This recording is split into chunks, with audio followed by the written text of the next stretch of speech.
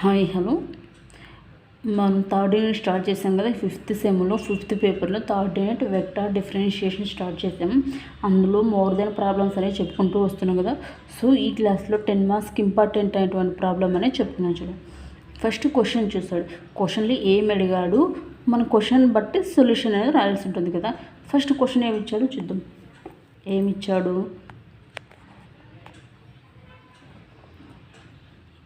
if f bar is a differentiable vector point function. ఏమి ఇచ్చాడు, f bar అనేది vector point function అంట, differentiable vector point function. Then prove that. ఏం prove చేయమంటున్నాడు, divergence of curl f bar is equal to 0 vector అని prove చేయండి. Last క్లాస్లో ఇలాంటి మోడల్ ప్రాబ్లం కూడా చెప్పాను చూడండి. అదేంటి, scalar point function curl into divergence f equal to 0 vector అని చెప్పాను కదా. సో ఈ క్లాస్లో ఏంటి, వెక్టర్ పాయింట్ ఫంక్షన్ బేస్ చేసుకున్న ప్రాబ్లం.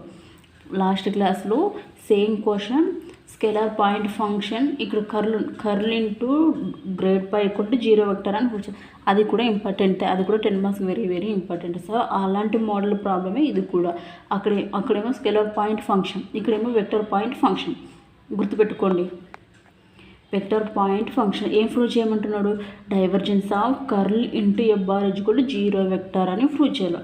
ఫస్ట్ మనకి divergence of curl f bar equal to 0 vector అంటే ఫస్ట్ మనం కర్ల్ ఇంటూ f barని ప్రూవ్ చేయాలి. కర్ల్ ఇంటూ f barని క్యాలిక్యులేట్ చేద్దాం చూడండి. ప్రూవ్ చేద్దాం. టు ప్రూవ్ ఏం ప్రూవ్ చేస్తున్నాం, ఫస్ట్ ఏం తీసుకుంటున్నాం, ఇచ్చిందే రాసుకుంటాం. If f bar is a differentiable vector point function, మనకి ఇది క్వశ్చన్లో ఇచ్చాడు. f bar అనేది డిఫరెన్షియబుల్ వెక్టర్ పాయింట్ ఫంక్షన్ అని ఇచ్చాడు క్వశ్చన్లో.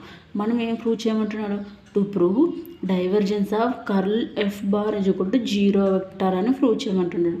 సో ఇప్పుడు సొల్యూషన్ చూడండి. ఫస్ట్ కర్ల్ f barని ఆయన ప్రూవ్ చేయాలి మనం, ఓకేనా. లెట్ f bar, ఇప్పుడు ఇక్కడ f bar అని కాదు, f bar ఫంక్షన్ ఎట్లా ఉంటుంది, f bar అనే వెక్టర్ ఎట్లా ఉంటుంది, f bar equal to f1 i bar, f2 j bar, f3 k bar.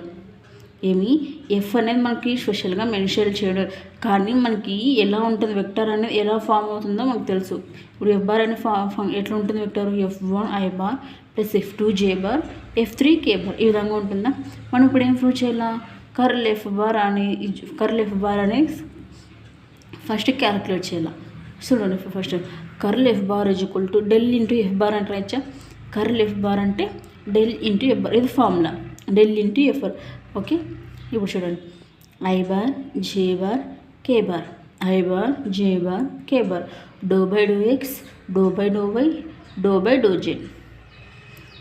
Okay, next ఏమి, f1 f2 f3, f1 f2 f3, ఇది మనకి ఇచ్చినట్టు దాన్ని బట్టి రాసుకున్నాం.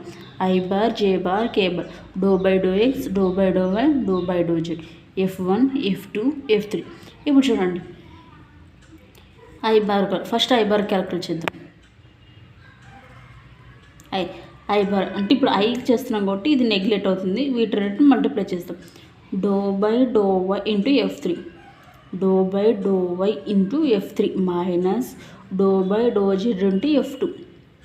ఓకేనా, doe by do why into f3 minus doe by do Z into f2. ఇప్పుడు i అయిపోయింది. నెక్స్ట్ ఏమి, జే ఇది నెగ్లెక్ట్ చేస్తాం, వీటి రెండింటిని మల్టిప్లై చేస్తాం. ఇప్పుడు ఏమవుతుంది, doe by do X into f3 minus doe by do Z into f1, doe by do X into f3 minus doe by do Z into f1. ఇది జే. నెక్స్ట్ k bar, ఇప్పుడు ఇది neglect చేస్తాం, వీటి రెండింటిని multiply చేస్తాం. ఏమవుతుంది, ఇప్పుడు doe by do X into f2 minus doe by do X into f1 వచ్చిందా. ఇప్పుడు చూడండి, ఇప్పుడు మనకి ఇదేంది కర్ల్, ఇదేంది కర్ల్ వచ్చింది. మనకి కర్ల్ వచ్చింది కాబట్టి ఏం చేయాలి, డైవర్జెన్స్ ఆఫ్ f barని కనుక్కోవాలి. డైవర్జెన్స్ ఆఫ్, ఇప్పుడు డైవర్జెన్స్ ఎఫ్ని ఎట్లా రాసుకుంటాం, డెల్ ఇంటూ f bar రాసుకుంటామా. ఇప్పుడు ఇది f అనుకుంటే, ఇది f అనుకుంటే మామూలుగా డెల్ f అంటే ఏంటి, ఇదంతా మన కర్ల్ కదా, కర్ల్ ప్లస్ డెల్ అంటే ఇప్పుడు f bar అనుకో, కర్ల్ f అనుకో, ఇప్పుడు దీని ప్లస్లో ఇది తీసుకుంటుంది. మామూలుగా డైవర్జెన్స్ ఆఫ్ f అంటే ఏంటి, డెల్ ఇంటూ f bar మనకి డెల్ అనేది ఇక్కడ ఉంది. ఈ ఎఫ్ బార్ అంటే మనకి ఇక్కడ ఎఫ్ ప్లస్లో ఏమి ఇచ్చాడు, కర్ల్ ఎఫ్ బార్ కదా. So curl F bar solution ఏంటి, డెల్ ఇంటూ ఎఫ్ బారే కదా మనం చేసిండేది, అదే ఇక్కడ రాసాం. ఇప్పుడు చూడండి, డెల్ అంటే మనకి ఏం తెలుసు, i bar into doe by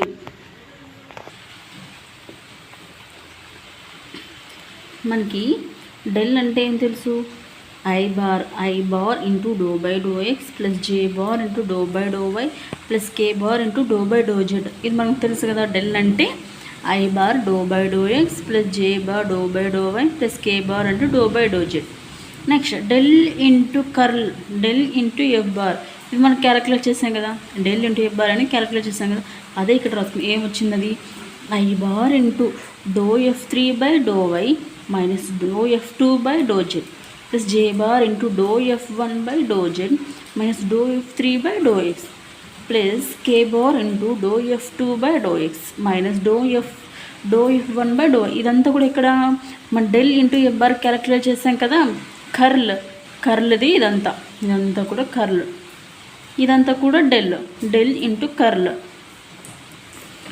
ఇప్పుడు దీని మొత్తాన్ని కూడా క్యాలిక్యులేట్ చేద్దాం, దీని మొత్తాన్ని కూడా క్యాలిక్యులేట్ చేస్తే ఏమవుతుంది, ఇప్పుడు ఐ బార్ కావాలంటే ఎక్స్తో అంటే XYZతో దీని మొత్తాన్ని కూడా డిఫరెన్షియేషన్ చేయాలి, XYZ మొత్తంతో డిఫరెన్షియబుల్ చేస్తాం. ఎట్లా చేస్తాం, ఇప్పుడు చూడండి,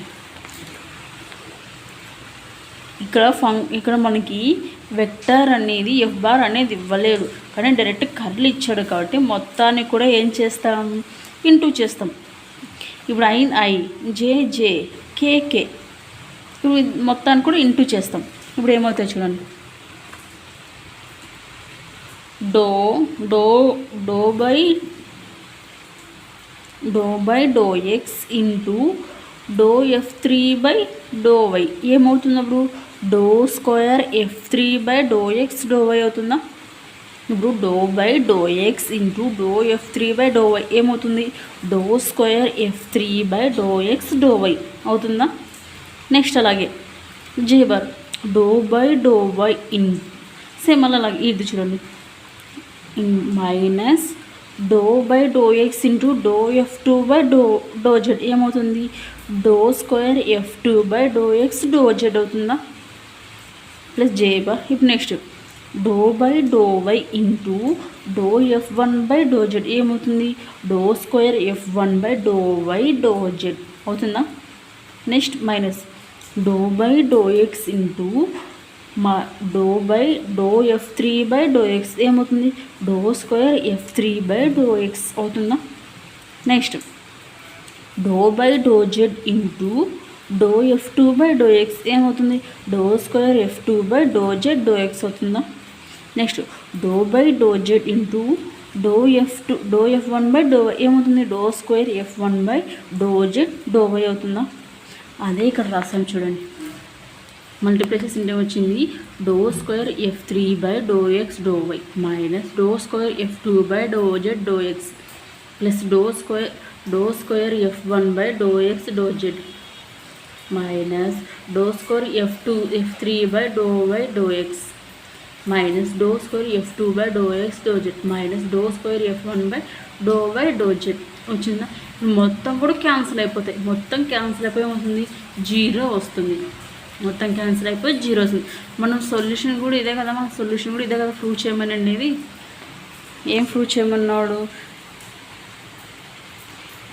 divergence of curl F bar equal to 0 bar అని చూపినాడు.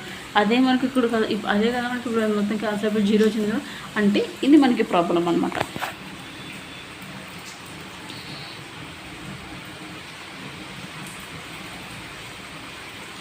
ఈ 2 ప్రాబ్లమ్స్ కూడా లాస్ట్ క్లాస్లో చెప్పానే ఆఫ్ ప్రాబ్లము ఈ 2 ప్రాబ్లమ్స్ కూడా 10 మార్క్స్కి వెరీ వెరీ ఇంపార్టెంట్.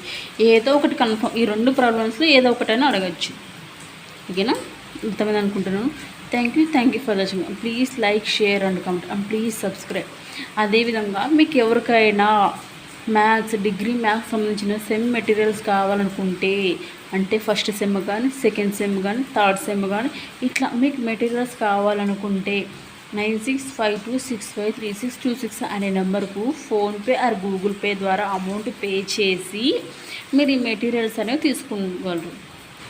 మీకు ఎవరికైనా అవసరమైతే మెటీరియల్స్ కావాలనుకున్న ఎవరైనా ఇంట్రెస్టెడ్ క్యాండిడేట్స్ ఉంటే ఆ నెంబర్కు ఫోన్పే గూగుల్ పే చేసి మీరు మెటీరియల్స్ అని మీకు లేదా మెటీరియల్స్ సంబంధించి ఏమైనా డౌట్స్ ఉన్నాయి అనుకోండి, ఇందాక ఒక నెంబర్ చెప్పాను కదా, ఆ నెంబర్కి వాట్సాప్లో మీరు మెసేజ్ ద్వారా మీకు ఏ ఇన్ఫర్మేషన్ అయినా ఇవ్వగలం.